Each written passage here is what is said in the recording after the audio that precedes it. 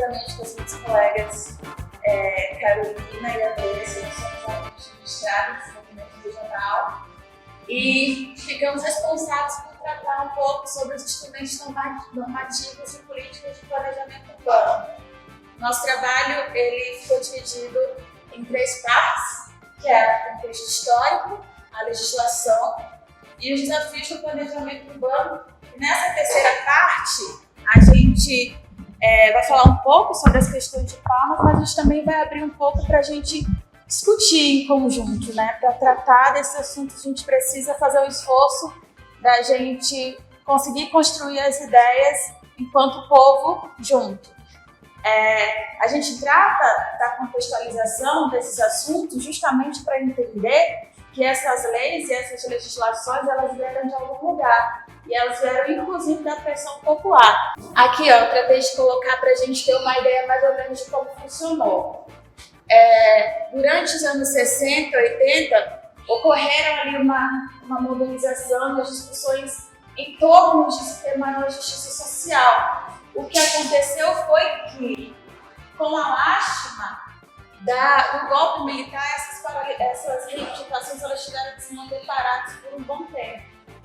E com a perspectiva de uma nova Constituição, a galera da luta pela reforma urbana, como por exemplo o Movimento Nacional de Luta pela Reforma Urbana, se uniu com uma cabeçada, umas 48 entidades, junto também com a galera do Movimento de Luta pela Favela, junto com a galera do Movimento Nacional de Luta pela Moradia, junto com o Instituto dos Arquitetos Urbanistas, a galera da arquitetura, a galera da engenharia, isso tudo para montar uma emenda popular de reforma urbana que aí foi para a Constituição de 1988. Só que assim, dessa emenda popular muito bem elaborada, somente 2 artigos pararam na Constituição, que foi o artigo 182 e o artigo 183. Que desencajou aqui, ó, 182, ele tratou sobre a política de desenvolvimento urbano e quais foram os seus objetivos, e o 183 ele trata do direito de uso capião urbana. Acontece que, passado esse episódio aí, dessa emenda ter parado nesses 2 artigos, se buscou ainda assim que continuasse se pressionando para esses 2 artigos serem regulamentados. Então, tipo assim, olha, a gente já está lá com os 2 artigos, então a gente precisa lá pressionar o Congresso para esses 2 artigos aí funcionarem. Então, assim, a gente colocar diretrizes e metas. Aí aconteceu aconteceu o Fórum da Reforma Urbana, que desencadeou na Lei Federal 10.257, que é o Estatuto da Cidade, que é o que a gente muito escuta, que é muito importante, inclusive, e que delibera a partir dele várias outras leis e outras legislações que são importantes para o desenvolvimento das cidades. Ela é dividida em 6 partes fundamentais, que é a parte geral, o instrumento da política urbana, o plano diretor, o controle da gestão democrática, a regularização fundiária e as disposições finais e transitórias. Então aqui, ó, o Estatuto da Cidade, ele regulamenta aqueles 2 artigos da Constituição e aí ele trata que dessas diretrizes gerais da política urbana para que a União, os estados e os municípios eles consigam desenvolver um planejamento urbano sustentável, cumprindo aí as funções da cidade e da propriedade. Os planos diretores, eles passam a ser obrigatórios a partir da Constituição. Mas ele também foi amparado pela Lei 10.257, como a gente acabou de ver agora, que é o Estatuto da Cidade.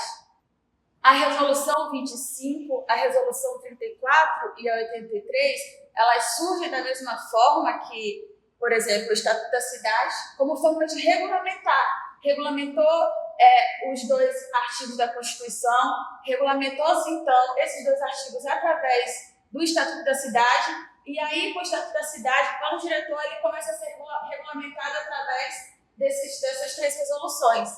Então, como o colega aqui apresentou agora há pouco sobre o plano diretor, e a gente viu a obrigatoriedade desse plano sem cidades, né, em municípios de mais de 20 mil habitantes, a gente vai tratar aqui também, mais tarde, quando a Andressa for falar, sobre como que acontece com as cidades que não têm 20 mil habitantes e que não têm plano diretor? Como que elas ficam nesse imbróglio todo, né?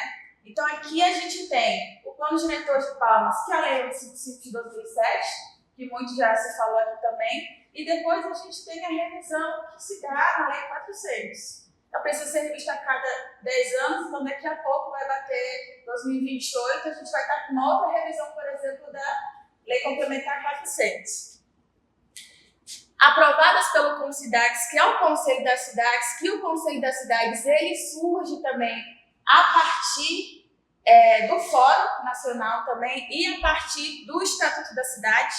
E aí ele traz que a Resolução 25 ele apresenta essas diretrizes de elaboração e revisão. A 34 ela traz as recomendações do conteúdo mínimo do plano diretor e a número 33 ela trata sobre um assunto que é muito importante, né? Porque para a gente fazer valer os instrumentos e as nossas legislações, a gente precisa da participação do povo. Então ele trata também sobre a participação popular, emite essas orientações. Existem outras leis urbanísticas e ambientais que elas se juntam, né, para formar esse arcabouço legal para a gestão das cidades. Como a gente tem, por exemplo, a lei do parcelamento do solo, o de licenciamento ambiental, a Política Nacional de Meio Ambiente, o Código Florestal. Então, assim, tem muita coisa legal. A gente vai destrinchar um pouco, mas nem tudo. Mas a gente também pensa, por exemplo, que para entrar nesse arcabouço a gente tem a Lei de Mobilidade Urbana, a gente tem também o de uso e ocupação do solo. Então, assim, a partir para a gente ter essa ideia, né? E como que a pressão popular e como a gente está ligada, por isso que é bom a gente tratar também sobre esses assuntos aqui na universidade, né? Porque fora dela também a gente começa a trabalhar a partir disso, né? A gente junta esse arcabouço teórico para quando chegar a nossa hora, por exemplo, de participar de alguma reunião ou de alguma audiência pública, a gente está ligado no que acontece, né? E no mínimo que é entender como que essas leis funcionam. Então, a participação popular é de suma importância também no desenrolar da coisa, né? Então, a gente é juventude, a gente precisa estar ligado nesses assuntos. Eu sei que às vezes é maçante, mas quando a gente começa a pensar, por exemplo, putz, a galera do MNRU se juntou com uma outra cabeçada para tratar sobre os assuntos da cidade. Não era uma galera que, tipo assim, extraordinária. Era uma galera como nós, que se preocupa com as funções da cidade e que se preocupa de tratar que as cidades elas sejam planejadas de modo que a gente realmente consiga ter uma justiça social. Foi a partir dessa conversação sobre se ter justiça social dentro da nossa sociedade é que a gente desemboca nesse tanto de lei que dá assistência para a gente conseguir viver de uma forma digna. Só que assim, existe todo esse aparato, mas para a gente também conseguir que isso seja aplicado, é necessário que tenha execuibilidade, é isso? Que ela tenha, por exemplo, que ela seja, tenha como ter condições de ser colocada em prática. É basicamente isso. Boa tarde, pessoal. Meu nome é Carolina, eu sou aluna especial dessa turma de planejamento. Eu vou falar sobre a legislação referente ao planejamento urbano. Primeiramente, é necessário a gente definir de quem que é a responsabilidade por legislar, né, sobre planejamento urbano, sobre o Estatuto da Cidade, sobre as cidades em geral, sobre preservação do meio ambiente, sobre tudo isso, de quem que é a responsabilidade.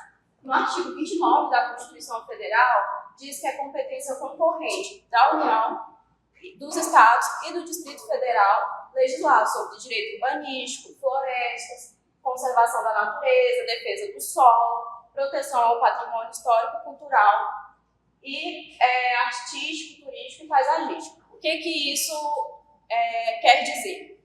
A competência concorrente, ela não se sobrepõe, é competência tanto da União quanto dos Estados legislar. A União, de uma maneira mais genérica, né, que abarca todo o país, e os Estados, de uma maneira mais local, não tão local quanto os municípios. Porque aí, quando a gente chega lá no artigo 30, o artigo 30 ele determina que é competência suplementar dos municípios legislar sobre os assuntos de interesse local e promover o adequado ordenamento territorial.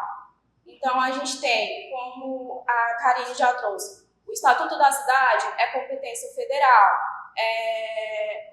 a Lei de Licenciamento Ambiental é competência federal, mas a gente também pode ter a legislação local, né? Que a gente tem sobre o planejamento urbano. Lá no Estatuto da Cidade, que foi criado em 2001, a gente tem as diretrizes gerais, que vão dizer qual o principal instrumento para que a gente faça, que a gente construa uma cidade sustentável. Primeiro, a gente tem os planos nacionais, regionais e estaduais de ordenação do território e desenvolvimento econômico e social.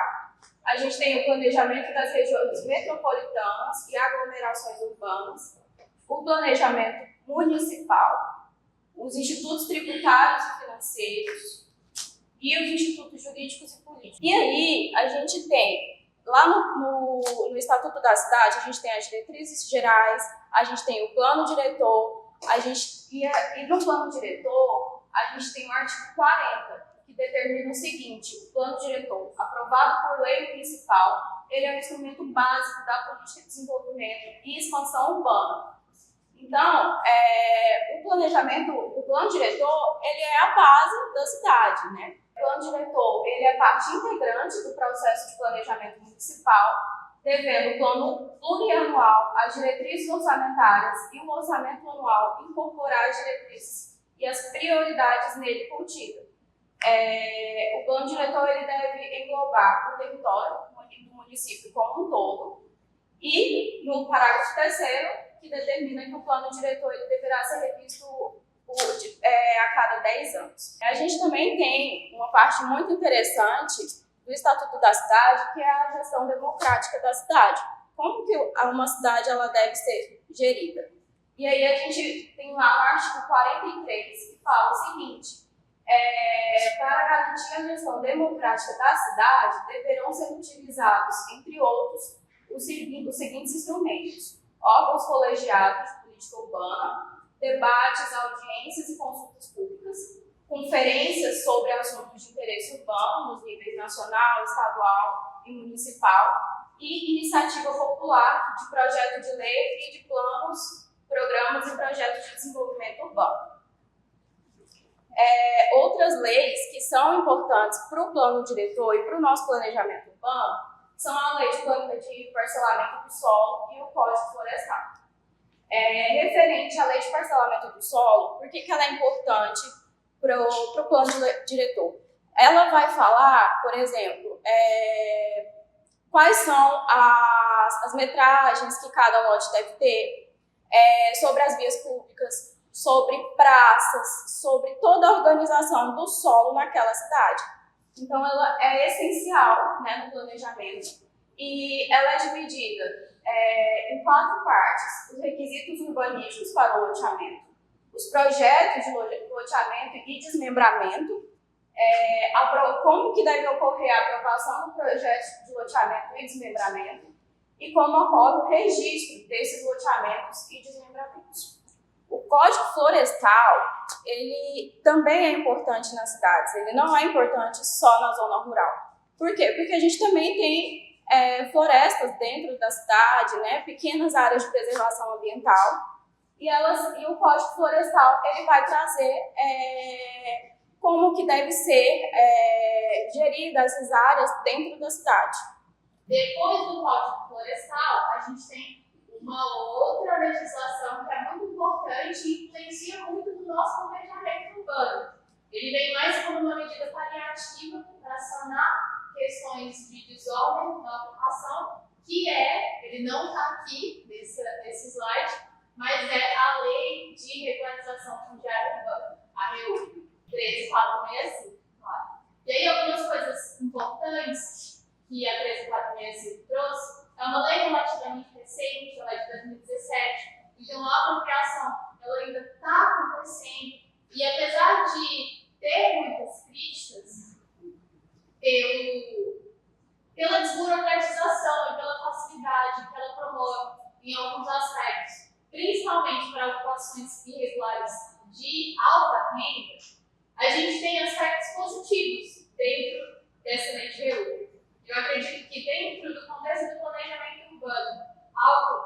que vejo como inovador e muito positivo dentro da 13465 é o entendimento do núcleo urbano informal. E aí, até comentei na aula anterior, a gente para de olhar para o lote isolado e aí observa todo esse contexto de irregularidade. Então, a gente não trabalha mais, a gente tem uma legislação que trabalha além da entrega do título.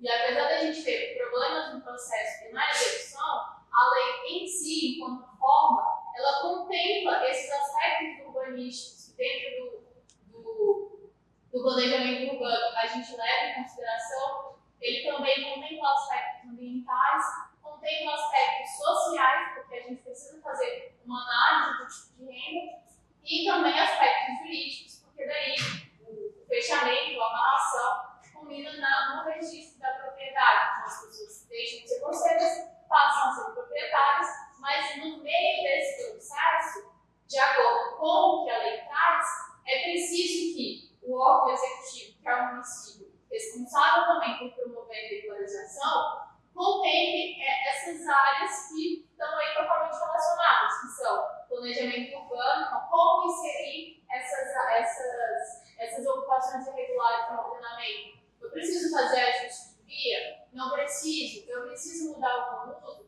Tudo isso em algum aspecto. Ele é contemplado dentro da regularização. Então, ela mexe bastante com o planejamento a partir do momento que a REURB é instituída em alguma área. Continuando, a gente vai fazer um pouquinho sobre o plano diretor na cidade de Palmas. O primeiro plano diretor, ele foi criado em caráter de urgência, que é a Lei 658 de 97, e ele foram 6 artigos promulgados para que o plano diretor em si ele fosse projetado depois, de maneira paulatina. Depois a gente teve a primeira revisão do plano diretor, que é a Lei Complementar 155 de 2007.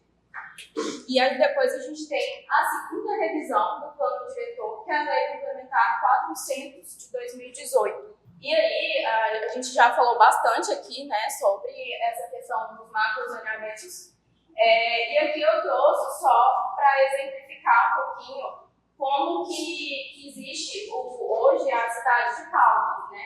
A gente tem o macrozoneamento municipal, que ele é dividido em zonas depois, né?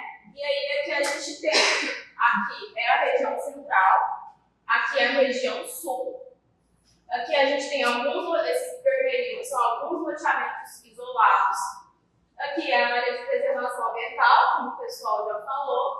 Então, nessa terceira etapa, a nossa proposta era discutir um pouco, para ter esse caráter de reflexão a respeito do planejamento urbano.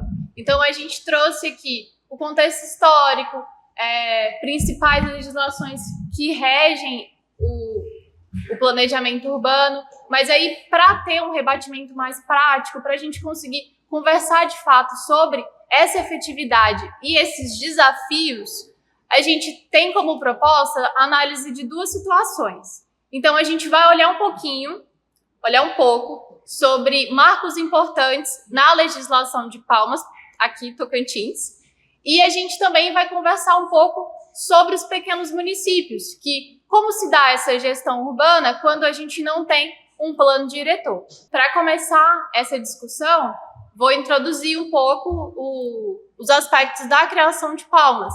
Então, a gente tem uma cidade que foi criada recente, em 1989. Ela foi, assim, concebida com ainda preceitos modernistas. Então, a gente tem ruas largas, a gente tem uma priorização do carro ao invés do pedestre, mas, ao mesmo tempo, a concepção de Palmas já trouxe algumas preocupações em relação a questões ambientais que a gente não via em planos urbanísticos anteriores. Então, na concepção de Palmas, a gente já começou a entender que a preservação ambiental é importante.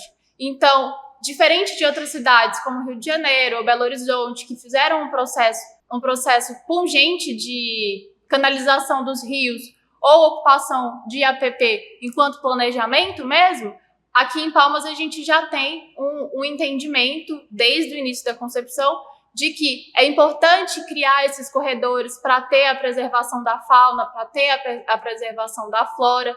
E ainda, no plano de concepção da cidade, a gente tinha uma organização da ocupação que não previa esses vazios urbanos que a gente tem hoje. Então, o plano, ele tinha como preceito uma ocupação em etapa para a gente continuar com essa centralidade e evitar essas questões de levar uma infraestrutura para uma área mais distante ou essas questões socio-territoriais que a gente já consegue perceber no município de Palmas. Então, assim, na concepção a gente tem esses pontos que são positivos, mas já em 1993 a gente teve uma lei de zoneamento que alterou, por exemplo, esse ordenamento da ocupação. Então, ao invés de a gente fazer uma ocupação de dentro para fora, por conta de principalmente forças do Estado, que era o principal detentor de terras aqui na capital, a gente teve uma lei que alterou como essa ocupação se daria. Então, se inicialmente a gente faria do centro para as extremidades, a pressão que a gente tinha pela necessidade de ter mais pessoas aqui dentro do município, ou então a necessidade de tentar fazer venda de áreas para poder subir um capital e promover a infraestrutura, dentro desse contexto onde, como eu comentei, o Estado possuía muitas áreas e, de certa maneira, induziu esse parcelamento, a gente, no planejamento, através dessa lei de zoneamento, já instituiu pequenas ações que começam a desenhar o que a gente tem hoje enquanto vazio urbano. Então, ao invés de respeitar uma ordem que vai do centro para as extremidades, já em 93 a gente começou a aceitar que a ocupação se desse não de maneira centralizada ou ordenada, mas criando esses vazios que a gente tem. Em 1994, a gente teve um plano diretor urbanístico que reforçava essa questão desse zoneamento, já talvez um pouco desordenado, mas essa ocupação que não era condizente com as primeiras ideias. E apesar da gente já ter pessoas ocupando e morando a zona sul, Taquari, Aureni, ainda em 94, a gente não tinha nenhuma disposição a respeito desse uso do solo. Então, as primeiras instituições, os primeiros momentos em que a ocupação dessa porção sul da cidade, que é Palmas também, que é Palmas sim, só foram trazidas em 2004, numa legislação específica, que aí a gente passou a ter o entendimento de níveis de incomodidade. E é uma dinâmica diferente também do uso do solo que a gente tem aqui nesse restante da capital. Mas a gente já começa a perceber que, em algum aspecto, essa parcela da cidade ela foi até mesmo excluída do próprio planejamento, que apesar de ter uma ocupação, ela só foi vista e instruída a partir de 2004, mesmo a gente tendo algumas legislações antes disso. Em 2007, a gente teve o plano diretor participativo, uma revisão do plano anterior. No começo, assim, nas primeiras disposições, já aparece uma preocupação com os vazios urbanos. A gente começa a falar sobre o IPTU progressivo, mas, paralelo a isso, a gente tem a outorga onerosa do direito de construir. E o que a gente tem com isso? Em alguns aspectos, a outorga onerosa ela pode ser muito interessante para o processo de adensamento das cidades. E isso é uma questão que a gente tem aqui em Palmas. Mas é muito importante também levar em consideração que, dependendo do agente que vai ser contemplado, essa outorga onerosa pode ser apenas a criação de mais área para o mercado imobiliário, dentro de um contexto com infraestrutura promovida muitas vezes pelas pessoas que estão ali nas margens ou então nas franjas urbanas. Então a gente começa a ver até mesmo aspectos contraditórios dentro dessa elaboração do plano diretor. E aí, gente, só para reforçar, estou pegando pontos que foram significativos para a gente realmente desenhar essa discussão. Em 2018, a gente tem a revisão do plano diretor, que já não contempla o IPTU progressivo, que já traz um aumento do perímetro urbano, e a instituição de ZEIs, ficam muito distantes dos centros já consolidados. E as instituições de ZEIS, elas reforçam ainda mais a segregação socioespacial. Então, a gente tem áreas que não são parceladas ou ocupadas, e apesar da gente poder tentar aumentar esse número de habitantes para diminuir esse espraiamento, o que é feito é instituição de ZEIS, e principalmente pessoas de baixa renda, em áreas cada vez mais distantes. E aí, queria associar isso aqui, por exemplo, o caso da ocupação irregular Belo Horizonte, que fica, não trouxe nenhum mapa, né, desculpa, mas fica lá na pontinha da região sul, uma ocupação irregular, que ainda não estava no plano de regularização, e imediatamente, e assim, não estava no plano de regularização, e está dentro de um contexto de baixíssima infraestrutura. E imediatamente ao lado da ocupação foi promovido um conjunto habitacional. Então a gente vê a dinâmica das pessoas que buscam direito à moradia, associado também ao poder público que institui conjuntos habitacionais, forçando esse espraiamento da mancha. Esse espraiamento do perímetro urbano, acho que fica melhor explicar assim. E aí, dentro desse contexto, em que ponto a gente chega, né? Que, apesar da competência do planejamento urbano ser principalmente do Poder Executivo, no caso do município, aqui em Palmas a gente consegue observar que a gente teve dois protagonistas, que são o Estado, através desses primeiros parcelamentos, através dessa detenção de grandes áreas, através de forçar esse espraiamento por parcelar áreas distantes do núcleo inicial, e o mercado, que muitas vezes fica isento de tributação e por se beneficiar desse prolongamento, aumento do perímetro urbano, o que acentua ainda mais a especulação imobiliária das áreas dotadas de infraestrutura que estão aqui na centralidade. A gente consegue perceber que o planejamento urbano, ele é algo que vai além da técnica. Que o planejamento urbano, ele é mais do que sentar e pensar sobre a cidade.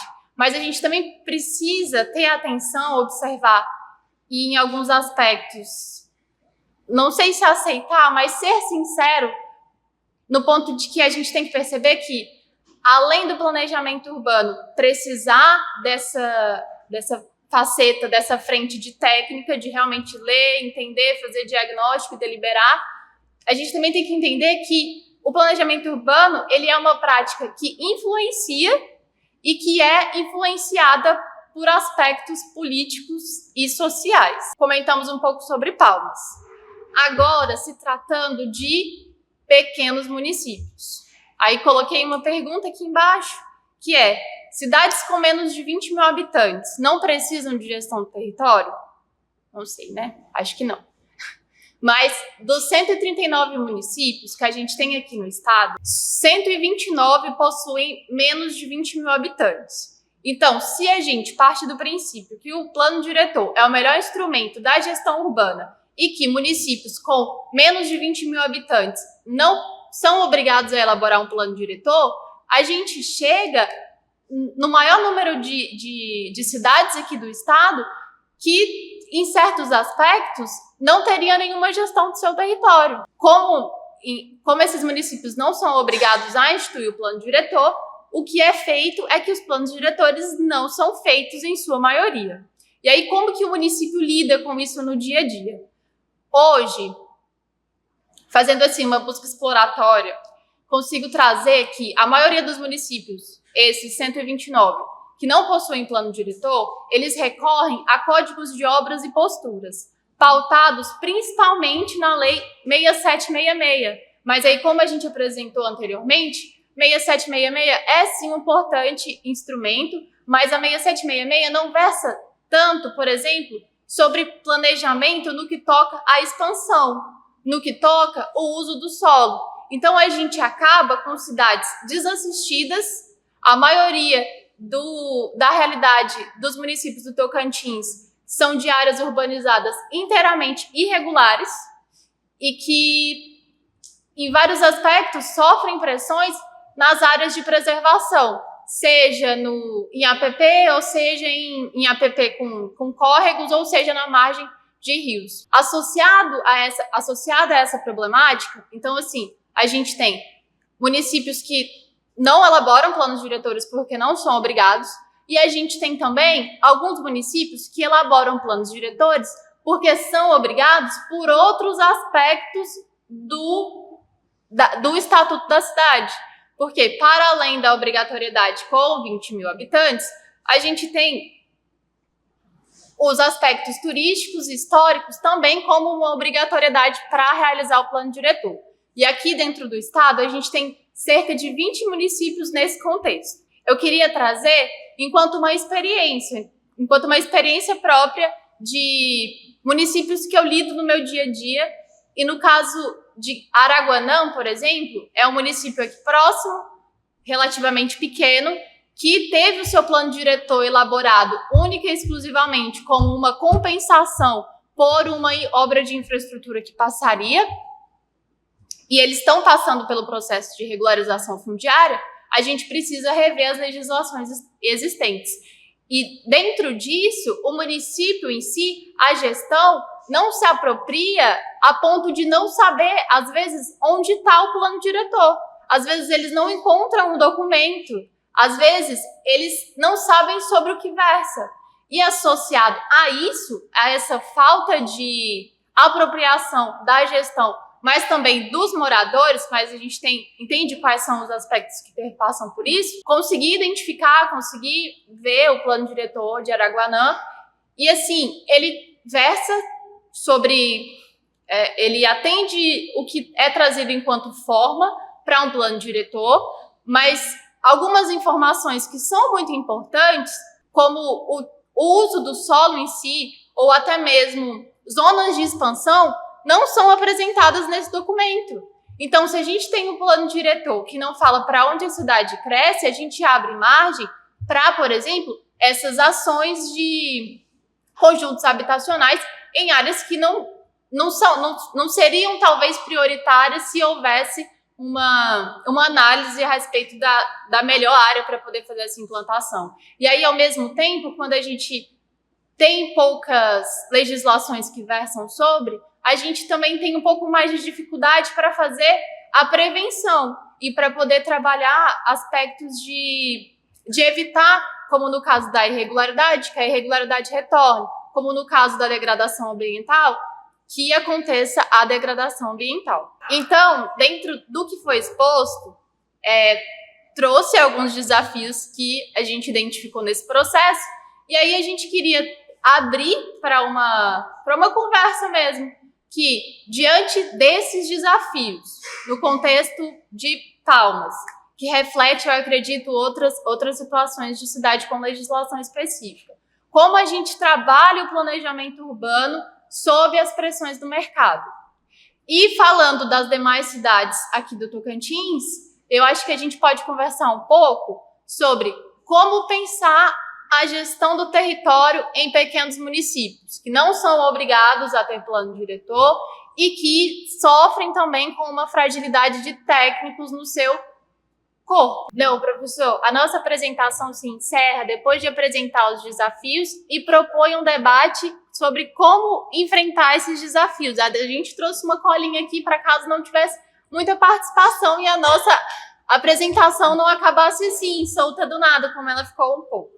Mas a gente trouxe que a participação social durante a elaboração, ela pode sim ser significativa para auxiliar nessa apropriação pela população, e a gente também entende ou acredita que em alguns aspectos esses movimentos sociais que da mesma forma deflagraram essa construção de legislação podem ser uma frente que consiga corrigir esses problemas do planejamento.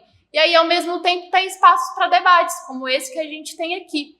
Isso para falar sobre as pressões do mercado, né? Agora, sobre pequenos municípios, a gente não consegue fugir da situação de qualificação técnica específica, que é muito complicado. E aí, associado a isso, também acredito que a participação é essencial. A gente precisa, sim, de leis específicas para municípios pequenos, apesar da não obrigatoriedade do plano diretor. E algo que eu maturo um pouco é que talvez, se a gente tem essa dificuldade técnica, por que a gente não...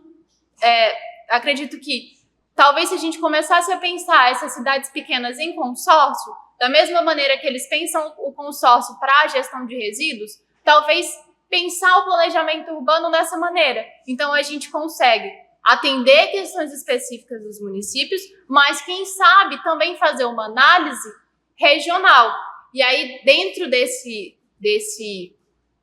exposto, eu acredito que um ponto muito forte é, sim, a participação da sociedade no processo de elaboração e também após na fiscalização e na inserção, de fato, dessas leis.